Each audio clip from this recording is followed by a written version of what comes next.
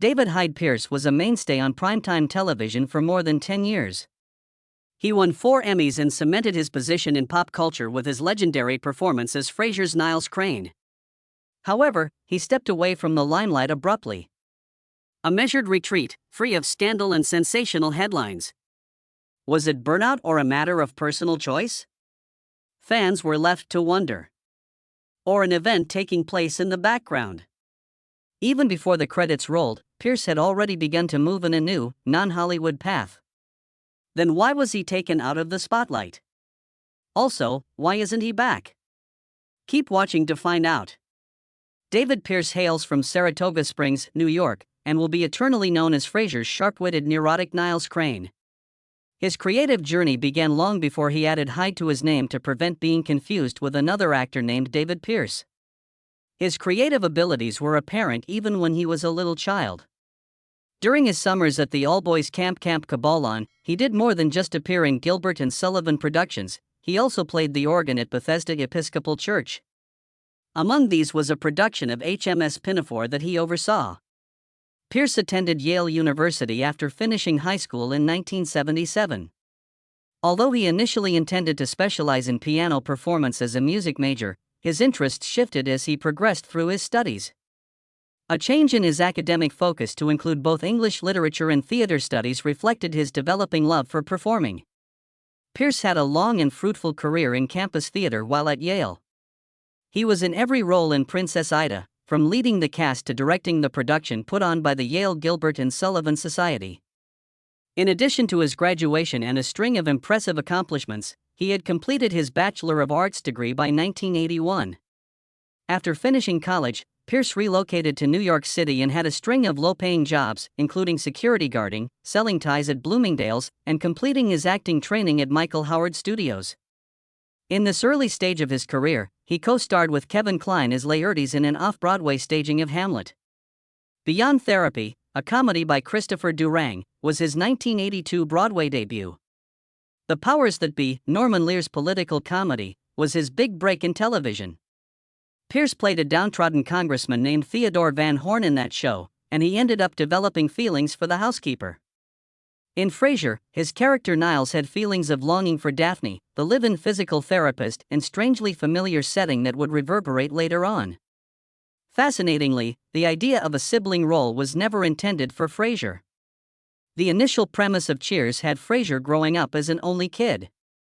It wasn't until a casting assistant saw a remarkable likeness between a young Kelsey Grammer and David Hyde Pierce that the idea of Niles was suggested. The similarities prompted producers to take notice. They invited Pierce to join them, and despite the lack of a screenplay, they spent about an hour discussing potential identities for this brother, including having Niles identify as Jungian and Frasier as Freudian. He was offered the part not long after. The NBC spin-off Frasier debuted on September 16, 1993, following in the footsteps of the critically acclaimed Cheers.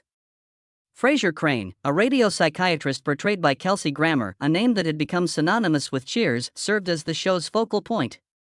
Frasier resumed where his character left off when he departed Boston, setting up shop in Seattle, Washington. The spin-off swiftly established its own personality, albeit focusing on a recognizable figure. In contrast to Cheers, which focused on the lives of typical working-class bar patrons, Frasier relied on humor. Style that is more akin to a British comedy than your average American sitcom, with an air of refinement and a far more dry sense of humor. Frasier Crane's character on Cheers had very restricted intentions when it was first created. Shelley Long's character, Diane Chambers, and Ted Danson's character, Sam Malone, were supposed to be in a short-lived romance for dramatic effect. Despite Long's departure, Frasier continued to receive excellent feedback from fans, leading the writers to elevate his position to that of a series regular. A solo series seemed like the next logical move for Frasier after his breakout role on Cheers ended. On the other hand, Frasier was more than a continuation, it was an innovation. The new series ended on a bittersweet note by divorcing Frasier's wife and giving her exclusive custody of their kid, Frederick. Because of this choice in storyline, the spin-off could create its own universe centered around Frasier without having to depend on the Cheers cast. There was a whole new ensemble of eccentrics in Frasier's Seattle existence. Their father, Martin Crane, played by John Mahoney, and younger brother, Niles, played by David Hyde Pierce, were at the center of it all. They built the show around their family dynamic. Martin, you say. After a hip injury rendered him unable to care for himself, Frasier was taken in by a former police investigator known for his direct and uncompromising demeanor. There was an instant collision of humorous timing due to this setup. His father, Frasier, was more pragmatic and down-to-earth, and he, a refined neurotic academic, was perpetually at conflict with him. Nobody helped Martin get in there. His unruly dog, Eddie, became an annoyance to Frasier almost immediately after he brought him along. Frasier enlisted the aid of English physical therapist Daphne Moon, who was both quirky and kind, to assist with Martin's treatment. She quickly became an integral member of the family and Niles's focus. Even though Niles was married when the series began, his subtle, enchanted fascination with Daphne blossomed into one of the most charming and slowly burning plotlines of the show. It would appear that Frasier and Niles are exact replicas of one another. They share many interests, including being psychiatrists, opera buffs, and art and wine connoisseurs, but as the series progressed, their disparities became more apparent. Frasier had a glimmer of self-awareness after spending years among the working-class regulars of a Boston pub. Conversely, Niles was completely oblivious to his own pretentiousness because he was so rooted in his affluent background. Frasier is well aware that they are being pretentious, as astutely pointed out by the New York Times on occasion. To be honest, Niles doesn't. Niles did not have a perfect reputation among the fan community. His shortcomings, including his dishonesty, rudeness, and lack of brotherly support, have been called up by certain Reddit users. Pierce admitted in an interview that he likely couldn't tolerate Niles in person.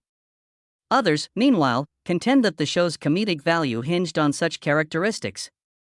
Plenty of plot points wouldn't have been possible if Niles hadn't been neurotic, eccentric, and socially uncomfortable. Niles changed, though, as time went on. His unspoken love for Daphne, his relation with the never-seen Maris, and his intense germophobia all started to change. Niles gradually revealed his fragility and maturation. After remaining an elusive ideal, Daphne became Frasier's rock, rescuing him from his worried bubble and providing him with the emotional steadiness he lacked. The show may have been named for Frasier, but many viewers believe Niles was the one who really infused it with heart.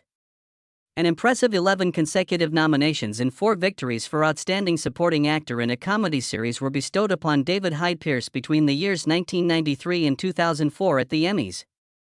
Niles overwhelmingly won a Reddit fan poll, demonstrating the profound impact he had on viewers. David Hyde Pierce's career took an unexpected turn after Frasier ended, as he left the world of sitcoms that made him renowned for Broadway. In 2005, he had his big break by joining the original cast of Eric Idle's musical Spamalot, a spin-off of Monty Python and the Holy Grail. The role of Sir Robin, which Idle had previously played, was revived by, among others, Hank Azaria, Sarah Ramirez, and Tim Curry. It was a daring move, but Pierce pulled it off with ease. To someone coming off 11 successful years of a hit TV comedy, the outcome could have been different. However, Pierce was more than just adequate. Evidently, he belonged there. He had great stage presence, powerful vocals, and impeccable comedic timing. It signaled the start of something fresh, one in which performing arts would take center stage. It turned out to be his career's second act. A year later, he scored a leading role in Rupert Holmes's musical mystery comedy Curtains, which featured music by the legendary Chicago composers Kander and Ebby. Pierce portrayed the role of Frank Schiaffy, a detective who aspires to be a Broadway star, in the film Curtains. Although opinions on the show were divided, Pierce's portrayal was praised. The New York Times hailed his performance as a breakout moment on Broadway, and critics hailed him as the show's beating heart. His comedic talent shone through, and he had fantastic onstage chemistry with Frasier alum Edward Hibbert and Deborah Monk, among others. This part did more than secure Pierce's place in theater history, it was a triumph in and of itself. His private life, which he had guarded closely during Frasier's run, became the center of attention as his stage profile rose. The fact that he avoided discussing his romantic life in early interviews sparked rumors. Pierce also secretly acknowledged his long-term relationship with Brian Hargrove, a writer and producer, in 2007. An item on his life on CNN briefly mentioned his spouse, but there was no big disclosure. In the same year, he publicly praised Hargrove during his Tony Award acceptance speech for Curtains in an authentic and unforced moment. Even he had not recognized his sexuality initially, he said later on. They started out as close friends until he met Hargrove. Neither of them knew the other was gay. Their marriage took place in October 2008, right before California's temporary ban on same-sex marriage came into effect. Pierce was torn by the law's message and relieved that their marriage had been acknowledged, yet he was also worried by the time politics abruptly encroached onto his peaceful private life. And, at long last, he spoke out in favor of LGBTQ+ rights. Pierce, convinced that his exposure mattered, decided he couldn't just let his private life speak for itself and started speaking out publicly. He admitted that being quiet felt dishonest due to his fame. His activism eventually grew to encompass more than just LGBTQ+ issues. He became the national spokesperson for the Alzheimer's Association in 2007, the same year he came out. The cause was very close to his heart. In interviews, he was brutally honest about the condition, which he said eats away at the brain piece by piece until it kills the victim. He spoke out in Congress about his dedication to the subject, asking lawmakers to treat Alzheimer's disease with the same gravity they would any other big public health emergency. It was more than just lobbying for Pierce. Nobody other than relatives was involved. His grandpa experienced Alzheimer's in the 1980s, when the condition was still largely unknown. When his grandfather misread the menu during supper, everyone knew something was amiss. The fall that followed was gradual and excruciating. His character transformed, making it extremely difficult to care for him. He had been a reserved, chess-playing gentleman before. When Pierce's dad George had a stroke, he developed a new sort of dementia. Pierce said that his mother's death in 1995 was caused in part by the strain of caring for him. Not long after that, his father passed away. The impressions of those events were indelible. A casual presence at a memory walk soon turned into a dedicated advocacy career for Alzheimer's disease. As a result of his outspoken advocacy for the National Alzheimer's Project Act, the disease gained more attention on a national level. Although she acknowledged the inherent fallibility of recollection in her poignant acceptance speech for the Isabel Stevenson Award at the 2010 Tony Awards, she vowed with all her heart to never let that fateful night or its cause slip her mind. Pierce kept working in the theater and film industry despite his increasing involvement. In the 2010 dark comedy The Perfect Host, he plays the role of Warwick, an apparently cultured man who betrays a house invader. The opinions of those who were critical were divided. The picture was panned for having too many story twists and a lack of logic. However, Pierce's disturbing layered performance was well received. At about the same time, he had a triumphant stage return, appearing in the New York and London revivals of La Bête. The next musical he directed was Brian Hargrove's It Should Have Been You. After making its world premiere in 2011, the show finally reached Broadway in 2015. Reviewers were divided on the Time Daily Show, with some praising its heart and comedy and others finding it a little too dated. He then went on to direct Ripcord, an off-Broadway play that was highly acclaimed for its comedic tone, in 2015. Then in 2017, ABC aired a miniseries called When We Rise that followed the LGBTQ+ rights fight, as seen through the eyes of radical Cleve Jones. The conservative doctor who was having trouble accepting his son's identity, Jones's father, was played by Pierce. Taking on such a multifaceted and consequential job allowed Pierce to demonstrate the complexity and humanity of that type of parent. Curiously, Cleve Jones personally asked Pierce to play the role. It turns out that his dad loved Frasier and thought the man who portrayed Niles was great. Along with guest spots on The Good Wife and the cult classic comedy Wet Hot American Summer, Pierce had a busy 2017. However, Pierce remained a wary celebrity even though he kept appearing in films. He also said in an interview that year that celebrity was never truly his thing. Pretending to be from the Boston Globe, a tabloid fooled his mother into granting an interview early in his career. Photographers once again concealed in trees to get the perfect shot of him strolling his dog. A mark was made by those encounters. Pierce was one of the few Hollywood actors who never sought fame for its own sake. It was all he wanted to do, perform. And he was able to do it on his own terms because Frasier was so successful. A tragedy was on the horizon, though, and it would put an end to everything, on and off stage, just as he was forging ahead on his own peaceful road. In 2020, when the globe came to a standstill because of the COVID-19 epidemic, the entertainment industry took a disproportionately large damage. Broadway closed its doors, film sets went silent, and artists worldwide were left in a state of uncertainty.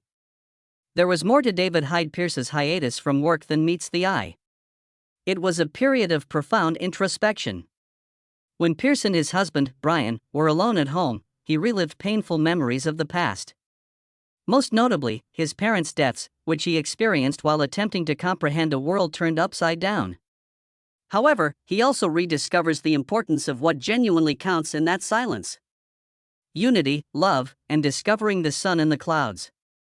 With a renewed feeling of purpose, he returned to his hometown. He got back together with his Frasier castmates for a virtual fundraiser to assist the Actors Fund, a chance to give back and celebrate reunions. After then, an unanticipated comeback to television occurred. Pierce returned to the limelight in 2022 with the HBO Max drama Julia, playing the role of Paul Child, the husband of renowned chef Julia Child. At the perfect moment, the part presented itself to him. After being enticed by a Broadway opportunity and leaving the project earlier, he returned to it when the epidemic forced the cancellation of the stage show.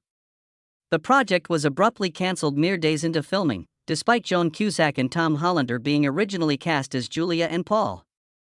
Following Cusack's replacement by Sarah Lancashire and Hollander's departure, Pierce was able to step in. Fortune smiled upon them. Pierce was captivated by the storyline the minute he got his hands on the script. The Renaissance man Paul Child captivated him. He was an accomplished violinist, painter, judoka, furniture maker, and foodie with a passion for architecture, wine, and architecture. Pierce was impressed by Paul's quiet strength, which was unusual for males of that time, as he stood by Julia as she rose to renown. It spoke to Pierce on a human level because it mirrored his own encounters with collaboration and encouragement. Despite Julia's brief run, Pierce's performance was highly acclaimed. He got the opportunity to showcase a different side of himself on film through the show. Immersing oneself in a multi-layered story centered around the characters that showcased developed relationships and multifaceted personalities. In 2023, almost 20 years after the series concluded, fans of Frasier were abuzz with excitement over the news. One thing was lacking, though.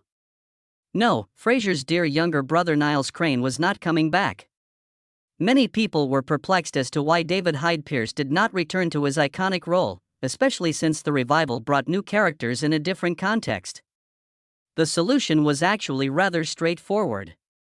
Here We Are, a musical starring Dennis O'Hare and Bobby Cannavale, was one of Pierce's other ideas. He had already promised Julia.